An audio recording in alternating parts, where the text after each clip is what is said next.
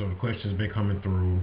I'm gonna go ahead and shoot this episode. But first and foremost, I just want to make a statement and say that like I don't realize. I mean, I don't understand like why you guys have such a hard time, understanding or I guess you could say believing in occult significance and occult phenomena. I really don't understand it, but then at the same time, some of you guys are so obsessed with it. And it's like, you want to hear about it, you want to read about it, you want to study about it, but then when it comes time, to, I guess, process it from your own self, from your own personal beliefs, you have a hard time doing these things. And I just don't get it. I mean, question came to me through Twitter. Person was asking me, are psychics real? Or, people that, give psychic readings, like, is this really true? Or is this just, is this just something that it's just made up or whatever? Are they just making this stuff up as they go? And I mean, of course, you're going to always have frauds and, people that make up things in any industry that you go in. But I mean, there are people out there that are gifted. There are people out there that are gifted in channeling and gifted in being able to read minds and gifted in being able to send out and project thoughts. This is real. And the first thing you have to really, think about when you start processing this type of stuff is that you have to think about it like this.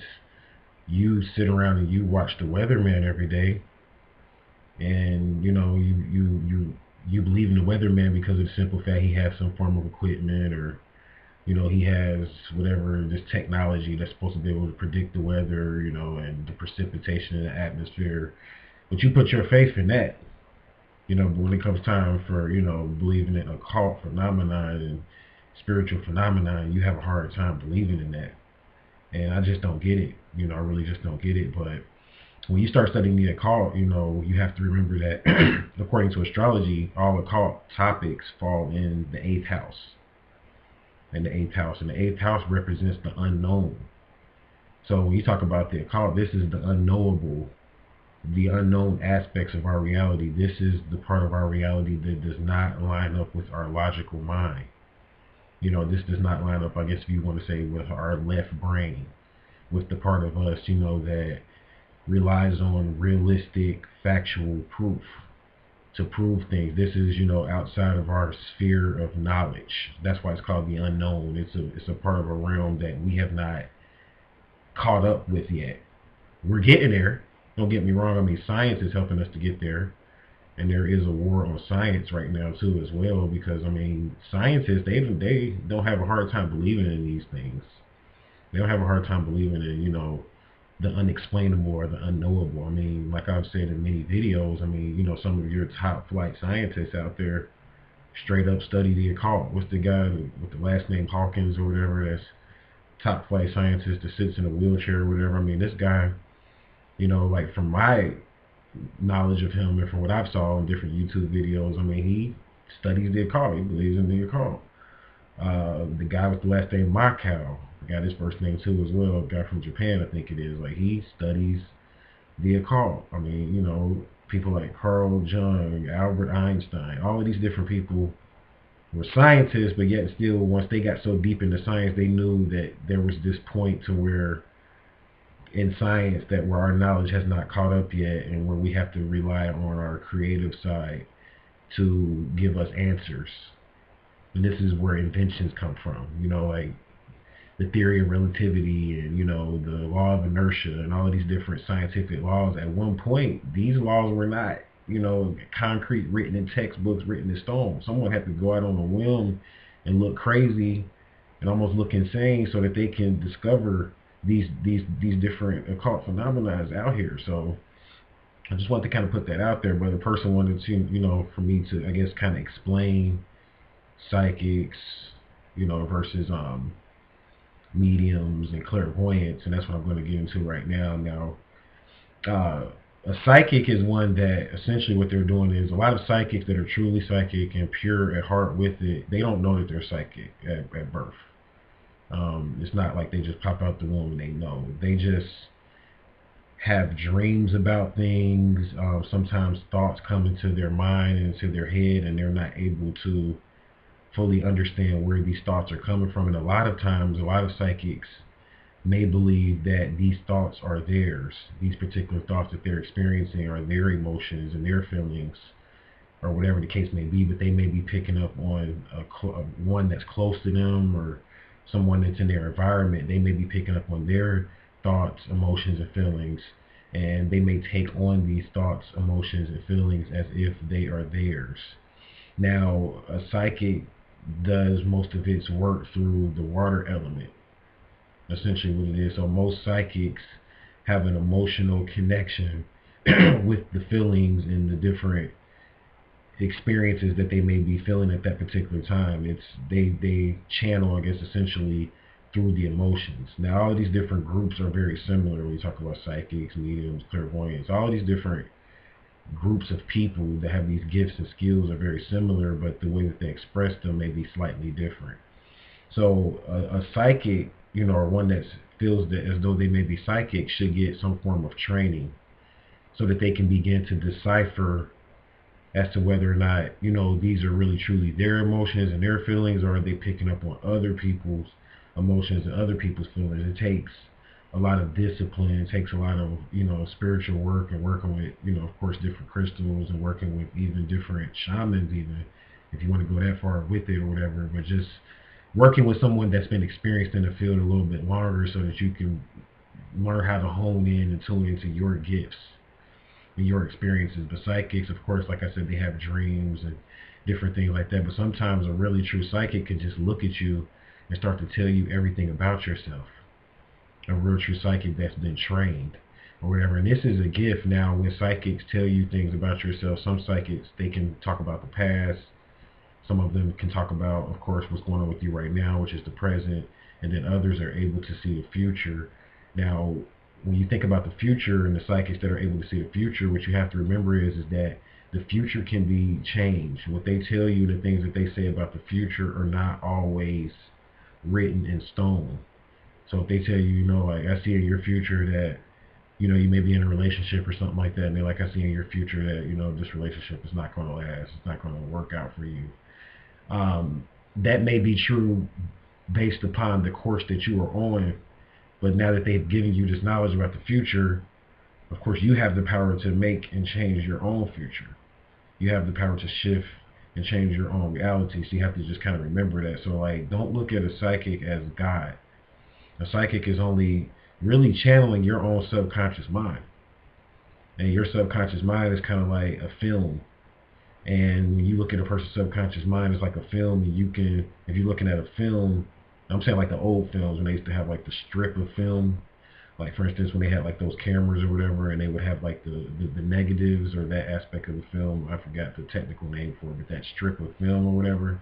Well, when a psychic is reading you, they're looking at your film, which is your subconscious mind, and they can go into future points in that, or they can go into the present, or they can go into the past of that particular film. But you have to remember that the future is always changing based upon what you do right now. So they can't tell you how this movie is going to go for you, or how this episode is going to go for you. Like, only you determine that, so you have the power. But yes, there are people out there that are very psychic. I mean, I've had readings where people have told me things were going to happen, and in the future, and they happen exactly the way that they were supposed to happen. I've had readings where people have told me, like, if I don't change this or I don't change that, then this is going to happen. So I shifted my course. But ultimately, you'll know when you're getting a reading as to whether or not it's genuine, because it'll resonate with you. You have to rely on your heart, not on your knowledge or your mind, but does it feel right? Is the information that this particular person is giving you, does it feel right? Does it sound, not just does it sound right, but does it resonate with your heart? Because this is where, I guess you could say, the God body, the center of the God body lies, is within the heart. So your heart doesn't tell any lies. Your heart knows the truth from the false. Now, when you get into mediumship, this is a very interesting gift. And I've had a reading from a particular medium, but most of the mediums that I've dealt with and came in contact with were into forms of ancestral practices, like the Santeria, or getting into Ifa, and those particular practices that I like to quote, the Aztec, school or system, or the Native American school system, you know, the Moorish school system. I've dealt with people from that particular realm, and mediums are people that they take on the presence of a particular being or a particular ancestor, or basically so-called spirit or apparition, or some of you may deem them angels or demons. They can take on the presence of this particular being, or and begin to speak on behalf of this particular being. And just like psychics, a person that is gifted with mediumship may not know that they are doing this in the beginning. They may not know that the things that are coming out of their mouth are coming from another source, another spirit. People that are gifted in mediumship tend to have mastery over the earth as well as the air element for the most part, because they're getting this from, or even the etheric element, or the element of ether, because they're getting this information from essentially the ethers, which is those gases around us that we think aren't conscious, but they are. There are conscious gases around us. When I say conscious, meaning that they are intelligent gases around us, and we can embody and take on these intelligent gases and begin to speak on their behalf. And these gases are essentially what makes up different beings and things of that nature. Some people have reported that when they know there's a being around them, they smell a certain way. The room may get really cold in a very hot environment. This is how you know there's a being present, because the elements tend to shift and change. And there are people that are gifted in being able to speak on behalf of their ancestors, or even your ancestors if you give them permission. There are people that are skilled in knowing how to tune into different spirits and know, okay, I want to speak with this spirit, or I don't want to speak with that spirit, type of thing. There are people really, really gifted in that particular aspect.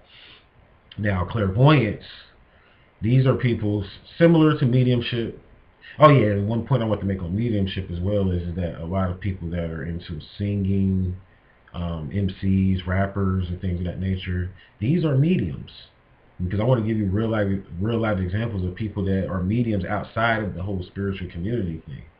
There are, I mean, I don't know, you know, how many of you out there have a gift and a skill as far as like singing, or even public speaking, even, or, you know, rapping or whatever. But you ever get to that point where you're doing your thing or whatever, especially like if you're like freestyling or whatever the case may be, there's words just start coming out of your mouth, and you like, whoa, like I don't even know where that came from. Like after you listen to it back or whatever, you're like, where did that even come from? Especially if you're doing it over a beat. This is mediumship. Something has possessed you and took on your form. There are people that, especially people, shout out to my people that are in the OTO. And for those of you that know what it is, know what it is, and some of you that don't. But there are a lot of Illuminati critics and people that, you know, talk about that Illuminati stuff online or whatever, and they talk about like how they talk about this figure called Rain Man. And they say that these entities are like Eminem, Jay-Z, and all these people call on this Rain Man entity or whatever, and they say that this is supposed to be like the devil or some demonic entity. When they say that they go into their Rain Man mode, this is what I'm talking about. This is mediumship. A lot of MCs that are deep into this stuff, like the ones that don't write, like Lil Wayne and all of them, I mean, he said not to write, and they just get on there and just start doing their thing or whatever. They are connecting with sources and forces that are outside of the physical realm, and they are consciously doing this. And some people may say that they have made pacts with them or whatever the case may be, but the bottom line is they have consciously connected with an entity or some form of a being to help them to be able to produce certain types of songs or certain type of music. This is like when you have like gifted MCs like Eminem. I mean, you think about Eminem, this guy was able to make songs that make you want to cry. He was able to make songs that, you know, make you want to go dance, and able to make songs that make you want to go start a riot or whatever, you know. Like, I'm just using him for an example, but that's a certain type of MC, you know. That's a certain type of master of ceremony. That's why I'm quoting MCs that can switch up their game like that. And then the same thing with R&B singers. You know, there's R&B singers that can make dance songs, and then they can turn around and make a love song, make you want to go make love, and they just have these different gifts. You're like, how can this all come from one particular person? You're like, well, God just gave them that. Yeah, you could say God gave them that, but I mean, you know, from my studies and knowledge, there are different spirits associated with different feelings and moods. And I believe that these people are consciously doing this thing. At some point, they know how to consciously create a mood or an environment based upon the type of feeling they want to give the listener to their art. So that's, you know, a really good example of a medium in the MC world. Now, a clairvoyant, clairvoyants are very interesting. They work with the fire element. The clairvoyants, they're a type of individuals that can essentially speak about the past, the present, or the future, and give very vivid descriptions, almost like griots. That's how I view clairvoyance. These are people that are in tune with not just this reality, but they're in tune with like the past, or like I said, even the future. And not only that, they can paint a vivid picture of how things or how the environment in the future or the past will be, or you know, or was type of thing. A really good example of a clairvoyant is like, of course, what's my man's name? The Edgar Cayce, or Edgar Cayce. Some people call him Edgar Cayce. Edgar Cayce was a clairvoyant. I've had a reading, an Edgar Cayce reading. At one point, it was a past life reading. It was very accurate. I mean, of course, I know he was past, but I'm saying they recorded a lot of his information and was able to convert them into readings. So one time I got an Edgar Cayce reading. I mean, it told me a lot about my past lives and who I was. And I mean, the guy was so vivid in being able to just not just tell me about me and my past life, but being able to give me a vivid picture of the way things were during that particular time period. Like, say, for instance, I mean, according to this reading, I had a past life in India at one point. And, you know, some things I experienced in India, you know, I'm not trying to go into all of it here in this video, but it was so clear. This is how, this is what clairvoyance did. He was able to paint such a clear picture, not just about me, but the environment, how things were, and why maybe now I have, you know, different problems or even different opportunities or different gifts and things of that nature based upon my environment and the things that I experienced in the past, you know, in this past life in India. So he was able to paint a very vivid picture. And people, and they can also do this with future incarnations too as well. There are a lot of clairvoyants that, like, I know a lot of you watch these people that are supposed to be channeling different extraterrestrial entities and things of that nature. This is a mixture of mediumship and clairvoyance. Of course, you know, if they're taking on the entity and saying they're speaking on behalf of the entity, that's mediumship. But for those people that are able to clearly talk about experiences and how life is on, say, for instance, Sirius, or how life is, you know, for instance, in Shambhala, which is in the underworld, are able to actually give you a vivid picture. And not only that, be able to see things. See, they see these things in their mind, they're able to see them. And they have the gift of visualization as well. So they're able to see these things, and that's why they're able to explain them so well. And again, that connects to the fire element. As far as a psychic, I didn't give you a really good example of a psychic in our modern day world. I believe, you know, really good psychic. Rest in peace to Sylvia Brown. I mean, she was a really, really good psychic. You know, she was like worked as a detective and things of that nature. And she was able to really use her psychic gifts and powers to, she mixed a lot of it up with psychometry, which is something that I'm not really going to cover here, but she was able to solve a lot of cases by, say, for instance, going into a room and being able to visualize what went down in that room, you know, or say, for instance, it was a murder scene or something happened and they don't really know exactly how the murder happened. She was able to visually see the murder and see where the criminal went and things of that nature. So she was really gifted in that particular area. You know, to me, that's a really good example of a psychic. And like I said, a lot of you guys, you know, you believe in weathermen and people like that. So I guess you can say the weatherman is supposed to be your modern day psychic, even though sometimes he is wrong, just like sometimes psychics are wrong, because the future is always changing. So don't like discount these things, you know, don't sit up here and chalk up the occult and act like it's just a bunch of nuts talking about a bunch of nothingness. I mean, this is a skill and people are born with this, and I feel like if it was developed and there were more trainers and coaches out there, you know, like it could turn into a much better industry, and you know, it would be a lot more gold and jewels in this industry or whatever, because of the fact that people will be able to help other people out, man. There's people out here that really truly need help, and there are people out here that can help them, but a lot of these people don't even believe in themselves, you know, because of society and the way society just like tries to chalk up this type of stuff and make it just look like, you know, you're nuts. But Like I said, I mean, you go play the lottery, you go do all of this other stuff or whatever. That's totally based on no facts backing it. You don't know if you're gonna win or lose or whatever, but you invest your whole life into it. But then the person that's trying to invest their life into developing themselves, their spiritual self, they deem them as being crazy or whatever the case may be. So, it's all good. So that's what I'm here for, to just, be that comforter, let you know like it's okay. I mean, I talk about a lot of things, but I mean, I'm gonna always keep my roots, my occult roots.